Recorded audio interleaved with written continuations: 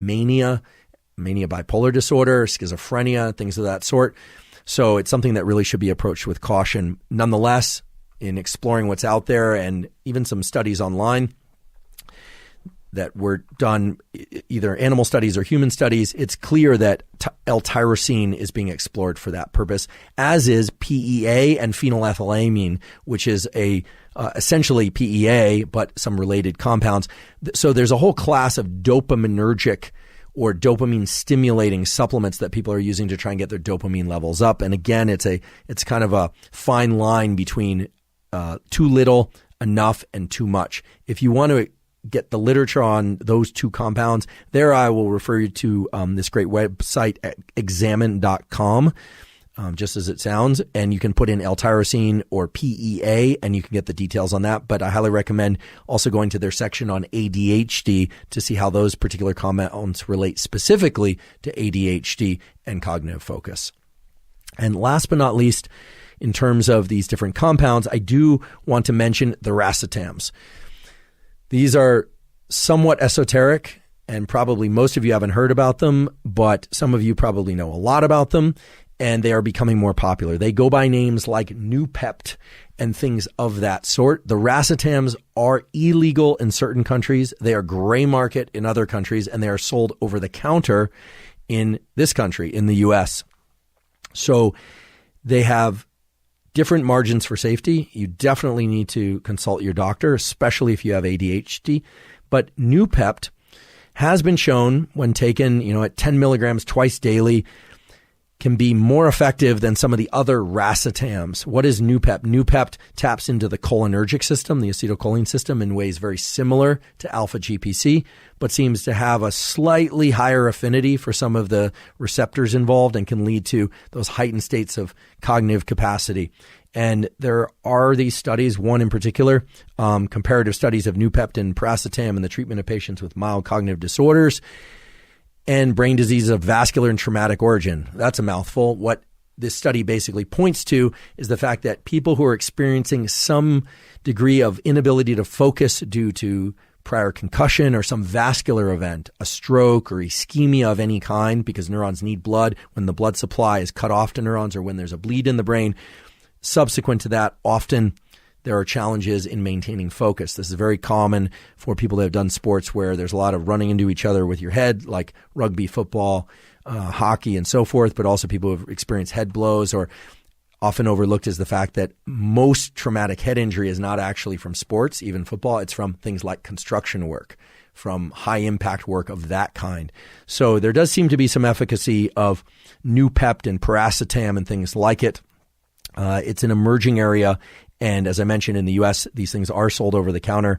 Again, you have to figure out if it's right for you, but they are beginning to show some promise. And I'm intrigued by them because of the way that they tap into the cholinergic system, which is both directly involved in focus and the ability to focus, but is also important for things related to age-related cognitive decline. So a decline in cholinergic transmission, or acetylcholine as we call it, in the brain is one of the things associated with cognitive decline. And it does seem that increasing cholinergic transmission can offset some of that cognitive decline, and perhaps even more so in conditions such as vascular damage or concussion to the brain. If you're interested in atypical treatments for ADHD, compounds to improve focus, and related themes, and you like reading about this stuff, there's an excellent review article that I can refer you to. It's by Ahn et al., AHN. It was published in 2016, so it's a little bit behind the times, although it's surprisingly comprehensive given that, which lines up all the various drugs that I've discussed, racetams and Adderall and Ritalin and various forms of dopaminergic agents and cholinergic agents, spells out whether or not they are sold over the counter or by prescription, and really lines them up in all their effects, their drawbacks, etc. I'll refer you to that study. It's available in its full length form online for free. It's Ahn et al. The journal is Neural Plasticity 2016. Should be very easy to find if you put those keywords in. And while it is a review, it is a very comprehensive review. And if you're really into this stuff and you also want to learn a thing or two about how these things interact with neurofeedback, etc., there's some information in there as well. I know I've already covered a lot of information, but there is one more category of technology for the treatment of ADHD and for enhancement of focus in anyone that I would like to emphasize, and that's transcranial magnetic stimulation. Transcranial magnetic stimulation, also called TMS, is achieving increasing popularity nowadays for the treatment of all sorts of neurologic conditions and psychiatric conditions. It is a non-invasive tool. It involves taking a coil. It's a device with a coil that's placed over particular locations in the brain and then sends magnetic stimulation into the brain. It can actually pass through the skull without having to drill through the skull. And nowadays can be used to both lower the amount of activity or increase the amount of activity in specific brain areas. Its spatial precision is not remarkable. That doesn't mean it's not of use, but it is not a super fine-grained tool, okay? It's not a cannon, but it's also not a needle. It is somewhere in between. It can direct the activity of particular brain regions at particular depths. And as I mentioned, it can increase or decrease that activity. So for instance, I've had a TMS coil placed on my head, not for therapeutic purposes. Even if it was, I wouldn't tell you, but rather just for, well, I'm a neuroscientist and I worked in a lab with one for entertainment, exploratory purposes. Please don't do this at home. It was placed over my motor cortex, which generates voluntary action. And it was a coil that at that time could only inhibit neurons. And so what I was doing is I was moving objects around on a table, just like I am now. It was actually a pencil, not a pen. And I was tapping the pencil, and then the TMS coil was turned on. And for the life of me, I could not move that pencil. Okay, because it was inhibiting my upper motor neurons in the portion of my cortex that controls voluntary activity. As soon as the coil was turned off, I could return to tapping the pencil again.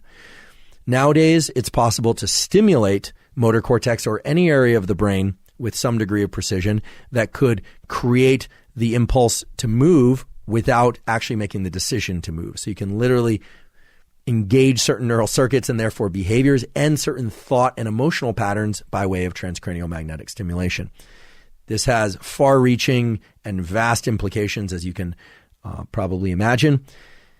In discussing ADHD with a colleague that uses TMS, what they are doing is they are taking the TMS coil to children and adults that have ADHD, and they are using it to stimulate the portions of the prefrontal cortex that we talked about earlier that engage task-directed focused states. So rather than using a drug that generally increases dopamine and some of the other chemicals involved, they're using directed TMS stimulation of these circuits. And fortunately, I was quite relieved to hear this, they are combining that with a focused learning task. So they're literally teaching the brain to learn in a non-invasive way, no drug at all.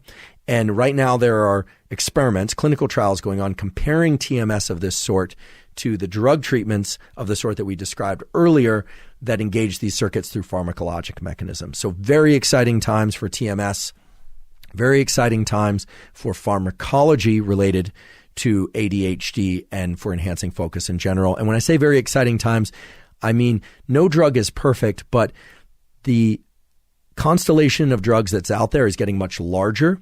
But because they tap into different aspects of their circuitry, I do think that we are well on our way to identifying the ideal combinations of drug treatments, technological treatments, and behavioral paradigms for increasing focus in both children and adults with ADHD. And as a final point, I also want to mention something about technologies that are making it harder for all of us to focus, regardless of whether or not we have pre-existing ADHD or not. You can probably guess where this is going. Everybody nowadays seems to have a smartphone. I'm sure there are a few individuals out there that don't have a smartphone. Nonetheless, most people have them. Most kids want one as soon as they can get them.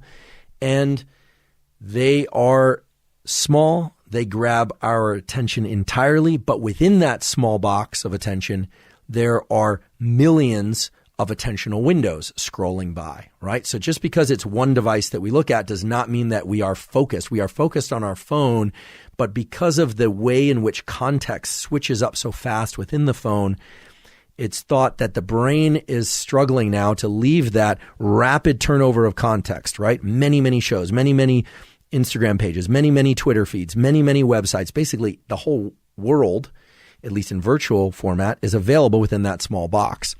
Unlike any other technology humans have ever dealt with before, even though there are trillions, infinite number of bits of information in the actual physical world, your attentional window, that aperture of constriction and dilating that visual window, is the way in which you cope with all that overwhelming information typically.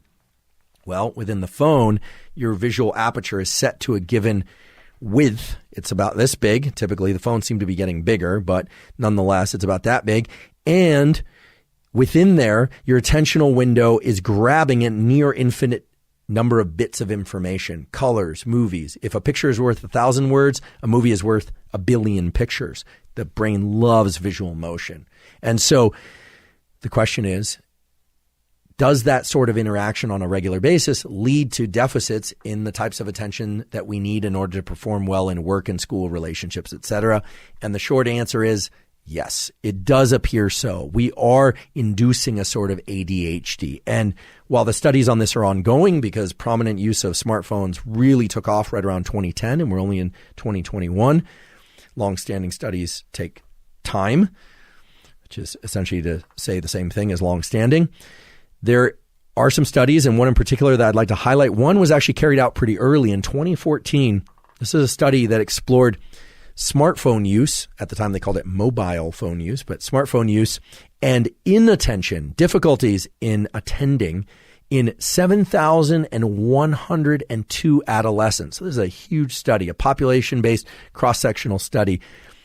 And you will be probably surprised and somewhat dismayed to hear that in order to avoid this decrease in attentional capacity, adolescents needed to use their smartphone for less than 60 minutes per day in order to stay focused and centered on their other tasks. Otherwise, they started to really run into significant issues. So 60 minutes is not much. I have a feeling that most young people are using their phone more than 60 minutes per day. I know I am. I think for adults, the number is probably higher, meaning if you're an adult, I'm going to just extrapolate from what I read in this study. It seems that probably 2 hours a day on the phone would be the upper limit beyond which you would probably experience pretty severe attentional deficits. I am a big fan of Cal Newport, who wrote the book Deep Work. He's also written the excellent book A World Without Email. I've never met him, but I'm a huge admirer of his work, and I will paraphrase something that he said far more eloquently than I ever could, which is that the brain does not do well with constant context switching, meaning it can do it, but it diminishes our capacity to do meaningful work of any other kind. And so Cal, as I understand, is very he's a computer science professor at Georgetown, by the way, is very structured and very disciplined in his avoidance of cell phone use. I think we're all striving to do that. I'm not here to tell you what to do, but I think whether or not you have ADHD or not, if you're an adolescent, limiting your smartphone use to 60 minutes per day or less, and if you're an adult, to 2 hours per day or less, is going to be among the very best ways to maintain your ability to focus at whatever level you can now.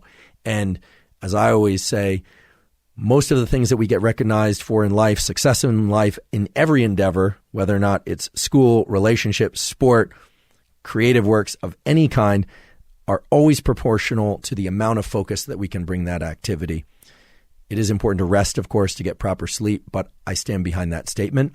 And I leave you with that study about attention and cell phones and how cell phones are indeed eroding our attentional capacities. So I realize I covered a lot of information about ADHD and the biology of focus and how to get better at focusing. We talked about the behavioral and psychological phenotypes of ADHD. We talked about the underlying neural circuitry. We also talked about the neurochemistry. And we talked about the various prescription drug treatments that are aimed at that neurochemistry and aimed at increasing focus in children and adults with ADHD. We also talked about over-the-counter compounds, the role of particular types of diets and elimination diets. And we talked about interactions between these various features in dictating outcomes for ADHD and enhancing focus in general. We also talked a little bit about emerging neurotechnologies and how certain technologies like the smartphone are no doubt hindering our ability to focus and put us at greater risk of developing ADHD at all ages. I do acknowledge the irony and somewhat the contradiction of doing a 2-hour plus episode on ADHD if indeed people who are watching this have challenges with attention. I want to emphasize that this podcast, like all of our podcast episodes, are time-stamped for a specific reason. They are designed to be digested in whatever batch one chooses, right? You don't have to watch or listen to the entire thing all at once. However, if you've gotten to this point in the podcast, I want to thank you. I do hope that you've learned a lot about this condition. I hope you've also learned a lot about your own capacity to focus and things that you can do to enhance your focus. We even talked about a tool that takes just one 17-minute session to enhance your ability to focus thereafter, presumably forever. If you're enjoying this podcast and you're learning from it, please subscribe to our YouTube channel. That really helps us. In addition, in the comment section on YouTube, you can leave us suggestions for future podcast guests and suggestions for future podcast topics that we may have not covered or that you'd like to see covered in the future. In addition, please subscribe to the podcast on Apple and Spotify. And on Apple, you have the opportunity to leave us a comment and up to a 5-star review. In addition, please check out the sponsors mentioned at the beginning of the podcast. That's a terrific way to support us. And for those of you that would like to support research on stress, neurobiology, and human performance, you can go to hubermanlab.stanford.edu, and there you can make a tax-deductible donation for research on neurobiology in my laboratory. In addition, we have a Patreon. It's patreon.com/Andrew Huberman. There you can support the podcast at any level that you like. During today's episode, we talked a lot about supplement-based compounds.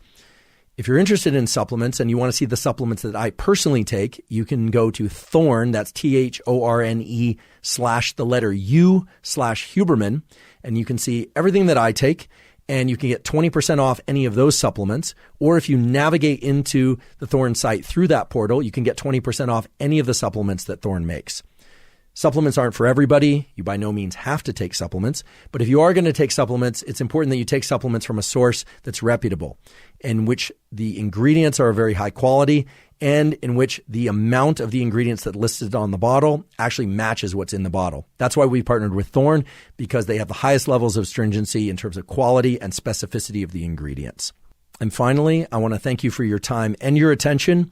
And as always, thank you for increases in cortisol, and in some cases can cause some receptor internalization or desensitization as well, although not as potently as hexarelin. So hopefully that description clarifies some of what you've heard out there about these different compounds and their different names, et cetera. It can be very confusing. I did take the liberty of designating a type 1 and a type 2 category. I did that for sake of clarity because there are a lot of different acronyms and numbers, et cetera, that can be really confusing to people.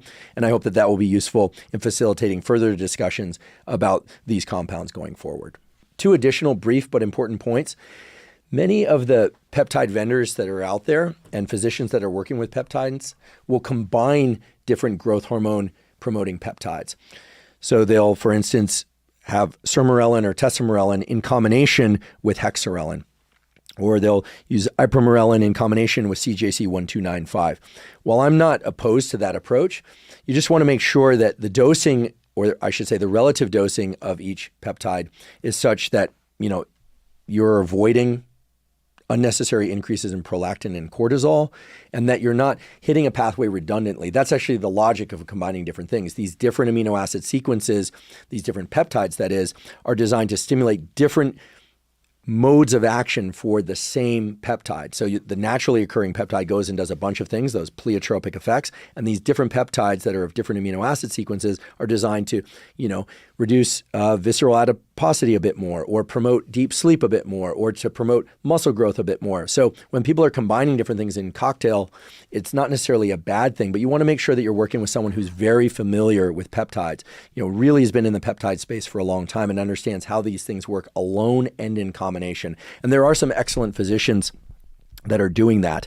And we plan to have at least one of them on the Huberman Lab podcast as a guest in the not too distant future. And you can bet that this conversation will facilitate your understanding of that discussion. The second point is that there are, of course, risks to taking anything, but in particular to exploring augmentation of the growth hormone pathway. When people take growth hormone itself, there are common risks such as carpal tunnel syndrome. That has to do in part with the fact that it can potently increase cartilage growth.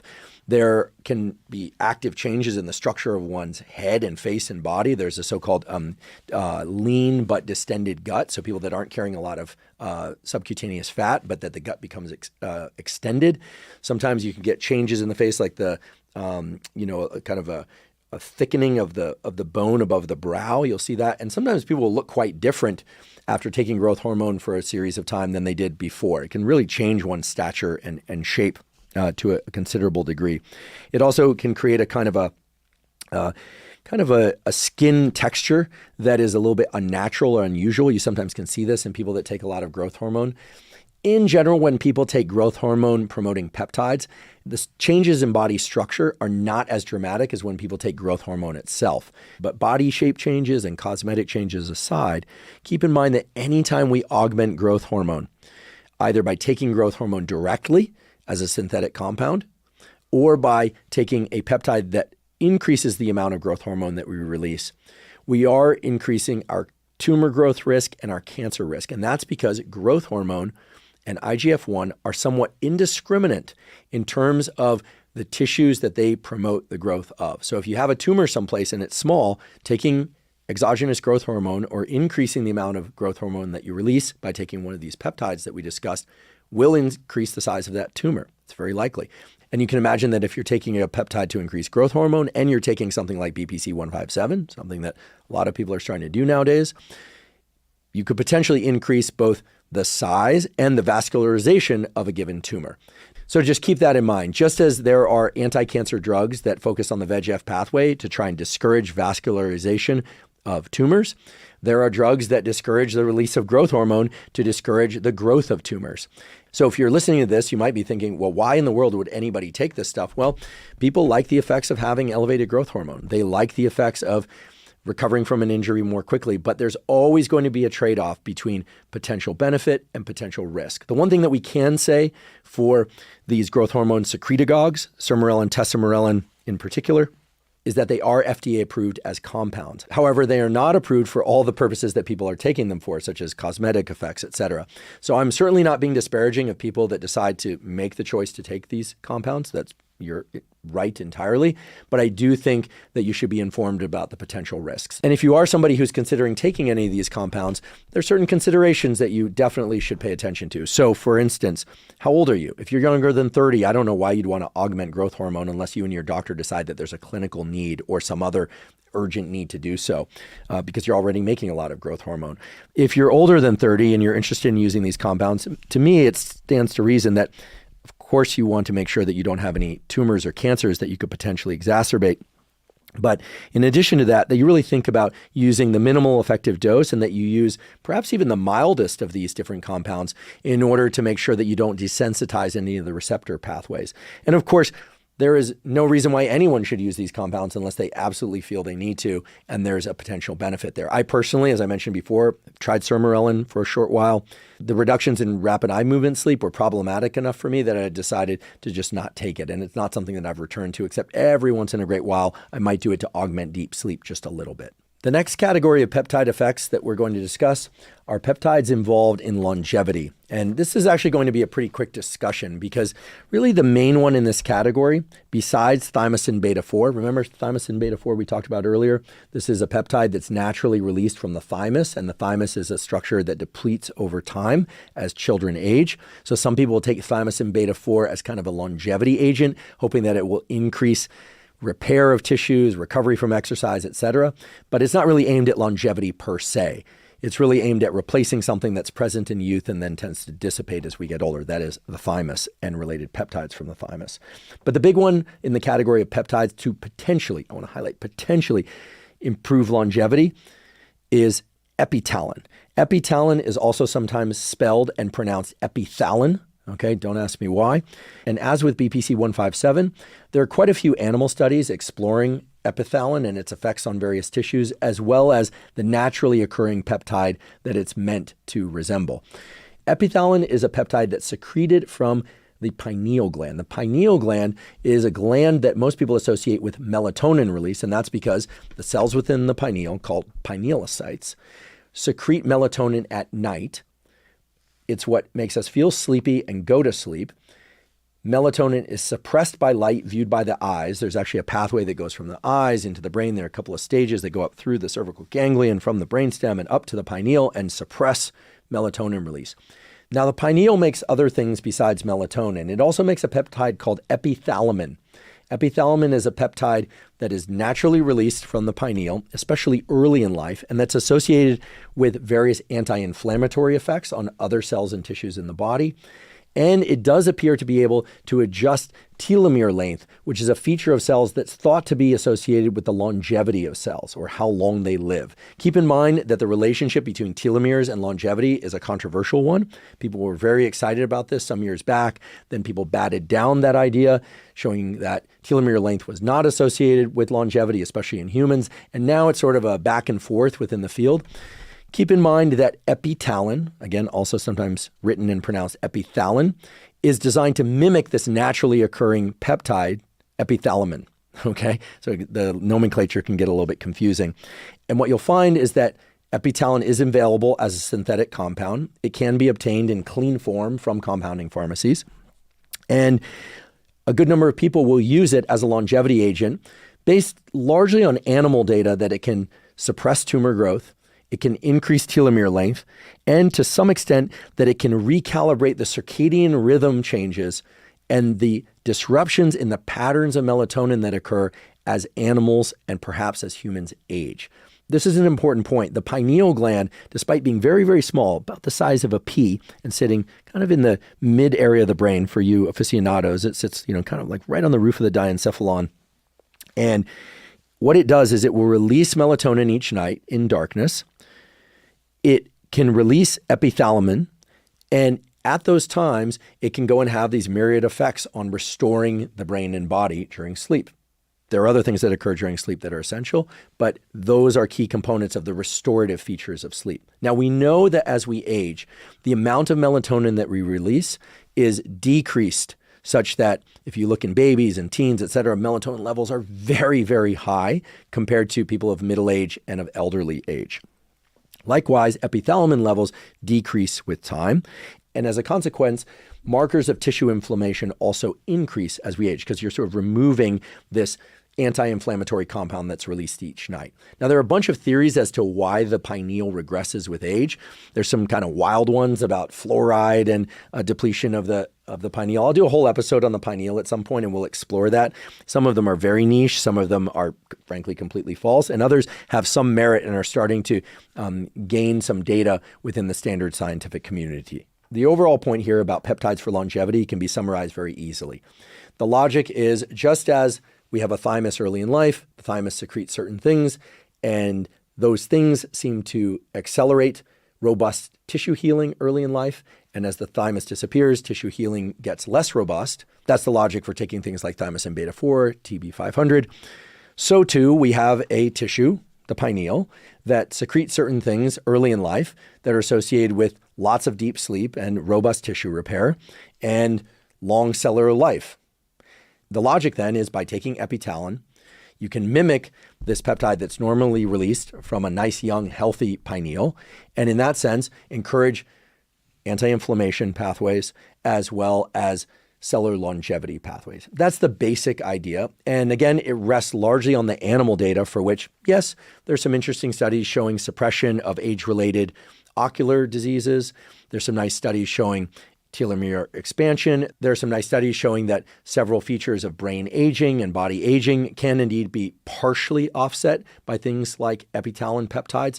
But it is indeed a leap that people are taking when they are deciding or taking epitalin in order to extend their life, right? The logic is all there, but the pieces are sort of kludged together between what we know about the animal studies, what we know about the naturally occurring compounds that these peptides are designed to mimic, and yet there are still no clinical trials that point directly to taking X amount of epitalin several times per week as a way to extend life. The fourth and final category of peptide effects that we're going to talk about are effects on vitality, both mood and libido. And Really, the main players within this category of peptides are the so-called melanocyte-stimulating hormone-related peptides, okay? Just to give you a little bit of background, remember the pituitary?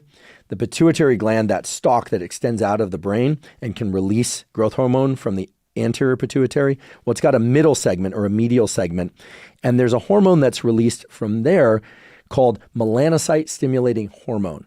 Melanocyte-stimulating hormone has the effect of stimulating pigmentation of the skin by activating what are called melanocytes that exist within the skin. So the peptides melanotan 1, melanotan 2, melanotan 3, melanotan 4, melanotan 5, because there are 5 of them, are different peptides, that is, peptides with different amino acid sequences, all of which mimic naturally occurring melanocyte-stimulating hormone, but that act preferentially on one set of melanocyte-stimulating hormone receptors or another in order to get different effects. So let's back up a little bit and talk about the melanocortin system, right? The melanocortin system is a system whereby viewing light or getting light on the skin, typically ultraviolet light of the ultraviolet B type. Okay, there's 2 different types of ultraviolet light, but basically sunlight is what the system evolved to respond to, shown to the eyes and or to the skin, stimulates the melanocortin system. It goes from the eyes to the hypothalamus, from the hypothalamus to the pituitary, and then the melanocyte-stimulating hormone is then released into the bloodstream, can travel to the melanocytes and cause pigmentation of the skin. This is what is responsible for tanning. There's also a pathway whereby the light stimulates the melanocyte-stimulating hormone system and in parallel stimulates the release of dopamine. Now, for any of you that have lived in a part of the world in which it's very, very dark with very short days in the winter and longer days and a lot of sunlight during the summer, you're probably familiar with the fact that when the sun comes out, people start feeling better. They have more energy, they're more motivated, a number of different systems related to mood and libido tend to increase. This is the consequence of sunlight activating the melanocortical system. And by the way, this system is very active in other animals as well, animals that are white or tend to be of pale color during the winter. Then as spring arrives, the sunlight stimulates this very same system and leads to darkening of the pelage. So their hair goes from white or gray to brown or even dark black or some combination of those. And in combination, dopamine is increased, libido is increased, and the animals start breeding in the spring and summer months. Okay, so this is a well-conserved system across species, and it exists to some extent in us as well. So there are essentially 5 different synthetic peptides called melanotan 1, 2, 3, 4, and 5, each of which is designed to mimic melanocyte-stimulating hormone, but each of which activates different receptors to different degrees, and some can cross the blood-brain barrier and some can't. And as a consequence, some impact mood and libido and others don't. The simple way to look at this is that melanotan 1 does not cross the blood-brain barrier. It does, however, stimulate the melanocytes of the skin, so it leads to tanning or darkening of the skin. Melanotan 2, 3, 4, and 5 also lead to darkening of the skin by way of activating melanocytes in the skin. But because they can cross the blood-brain barrier, they cause effects that are at the level of psychology, really, and at the level of appetite and things of that sort. In general, the pattern is to increase mood and libido and to decrease appetite. Things are associated with the transition from winter to spring and summer months in humans and in other animals. Now, one of the things about the peptide literature is that it loves acronyms and numbers. And so there's a peptide, PT141, that falls into this category of activating the melanocortin system. And PT141 is also known as the prescription drug Vyleesi. PT141, or Vyleesi, is FDA approved for the treatment of premenopausal hypoactive sexual desire. So this is FDA approved for the treatment of women that have suppressed libido. However, men also will take Vyleesi for hypoactive sexual desire. This is obviously prescribed off-label by physicians. But keep in mind, as with the other peptides in this pathway, Vyleesi will stimulate pigmentation. So whether or not you consider that a side effect or a benefit depends on, I guess, your baseline level of pigmentation and how much level of pigmentation you actually want. Now, there are some side effects associated with these compounds. One of the more common ones is nausea, and that's because there are melanocyte-stimulating hormone receptors all throughout the gut. They can also cause flushing of the skin, and they can cause blood pressure to increase. Also, folks with melanoma should be very cautious about using any of the peptides that stimulate melanocytes because that could potentially exacerbate melanoma.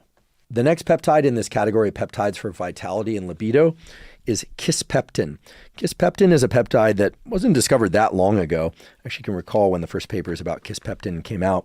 And basically, kisspeptin is a peptide that is naturally made within the brain, and it's upstream of some of the hypothalamic signals that activate the pituitary for sake of hormone production and reproduction. So I'll just walk you through this pathway. It's actually quite simple.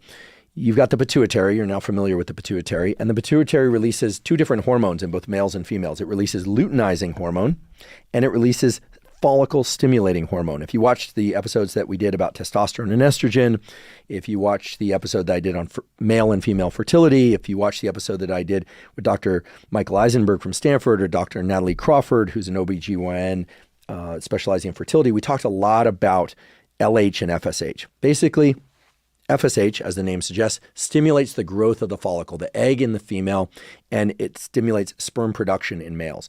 Luteinizing hormone stimulates testosterone production from the gonad in males, and it also stimulates estrogen production and to some extent testosterone production in females as well. So we need LH and FSH to stimulate the gonads, the ovary or the testes. The hormone that stimulates LH and FSH release is called GnRH, or gonadotropin releasing hormone, and it comes from the hypothalamus. So GnRH is a signal that promotes LH and FSH release. Now that raises the question, what turns on GnRH? And the signal that turns on GnRH is kisspeptin. Kisspeptin, in other words, is further upstream from GnRH and LSH and FSH. It's a cascade. It goes kisspeptin, GnRH, LH, FSH, testosterone, estrogen. Okay, that's the pathway. Now, it's very clear that kisspeptin is involved in the activation of puberty, the transition from prepubertal to postpubertal stages of life.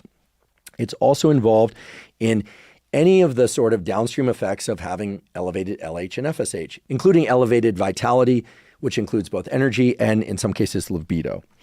So there's naturally occurring kisspeptin, and there's now synthetically generated kisspeptin designed to mimic naturally occurring kisspeptin, and it's actually prescribed for what's called hypothalamic amenorrhea. Hypothalamic amenorrhea is the loss or the absence of periods of menstrual cycles that are the consequence of deficits within the hypothalamus itself. So not something within the ovary or a lack of the pituitary to make LH or FSH, but a deficit of the hypothalamus to promote LH and FSH and the downstream hormones, testosterone and estrogen. Incidentally, there are also kisspeptin antagonists, drugs that are designed to suppress kisspeptin, and those are used to treat some of the symptoms of menopause, including night sweats and some of the what are called vasomotor symptoms. So kisspeptin is obviously a key player in this whole pathway of steroid hormone release, the steroid hormones being testosterone and estrogen. There are other steroid hormones as well, of course. Now, there are folks within the landscape of peptide therapeutics, folks meaning physicians and other practitioners, who said, here's a peptide that is known to promote all these hormone pathways that are associated with vitality, libido, et cetera. And so there are people who take kisspeptin peptides as a way to stimulate these pathways, and they're doing so for the specific purpose of increasing vitality as it relates to libido and mood, and to get the downstream increases on testosterone and estrogen. And of course, some people are taking kisspeptin peptides to treat hypothalamic amenorrhea.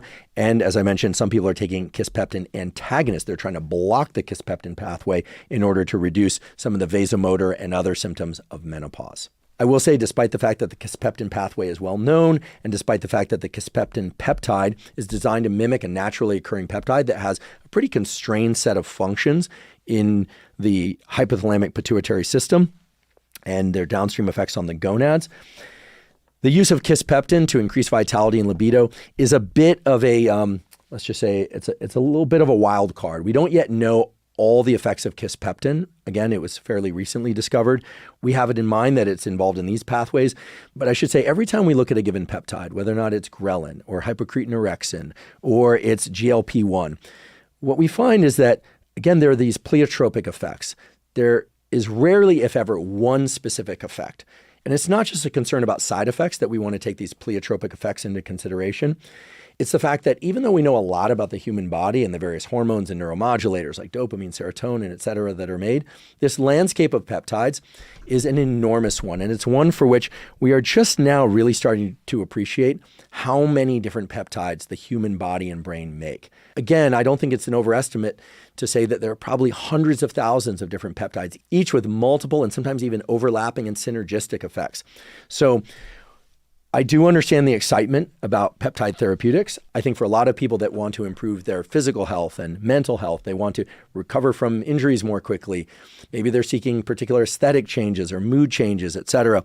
I understand the gravitational pull and the excitement of peptides, but I have noticed that the discussion around peptides, because it's in contrast often to the discussion around hormone therapies like testosterone therapy and estrogen therapy, people, I think, inadvertently assume that peptides are all safe or innocuous, or that they are potent enough to do certain things that we want, but that because they're not hormone therapies per se, that they are free of side effects and risk. And in addition to wanting to teach you about some of the biology of these peptides and how they work and what they're designed to do, as well as some of their potential therapeutic benefits under the right conditions, again, working with a really good board-certified physician and making sure that the sourcing is really clean and that you're doing regular blood testing and you're monitoring for any potential tumor growth, et cetera. I also want to emphasize that these are very potent compounds. They have lots of different effects, and we are in the early stages of exploring peptide therapeutics. Again, I'm not here to tell you what to do or what not to do, but if you have it in mind that peptide therapeutics, because they aren't hormone therapies, are not without their potential risks, you would be wrong. All of that said, it's very exciting to see what's happening with peptide therapeutics. I'm excited about their potential for both the treatment of disease as well as for augmentation of mental and physical health. And I think it's an exciting landscape that certainly motivated my desire to do this episode and get you familiar with them, or at least with some of them. And it's something that we're definitely going to be exploring more on this podcast, both with expert guests and in solo episodes going forward. If you're learning from and are enjoying this podcast, please subscribe to our YouTube channel. That's a terrific zero-cost way to support us. In addition, please subscribe to the podcast on both Spotify and Apple. And on both Spotify and Apple, you can leave us up to a 5-star review. Please check out the sponsors mentioned at the beginning and throughout today's episode. That's the best way to support this podcast. If you have questions for me or comments about the podcast, or guests or topics that you'd like me to cover on the Huberman Lab podcast, please put those in the comment section on YouTube. I do read all the comments. Not so much on today's episode, but on many previous episodes of the Huberman Lab podcast, we discuss supplements. While supplements aren't necessary for everybody, many people derive tremendous benefit from them for things like improving sleep, for hormone support, and for focus. The Huberman Lab podcast has partnered with Momentous Supplements, and we've done that for several reasons. First, Momentous supplements are of the very highest quality. Second, Momentous tends to focus on single ingredient formulations, which is essential in order to develop the most biologically effective and cost-effective supplement regimen for you. Third, Momentous ships internationally, which we realize is important because many of you reside outside of the United States. To learn more about the supplements discussed on the Huberman Lab podcast, please go to Live Momentous, spelled O-U-S, so it's livemomentous.com/Huberman. If you're not already following me on social media, I'm Huberman Lab on all social media platforms. So that's Instagram, X, LinkedIn, Facebook, and Threads.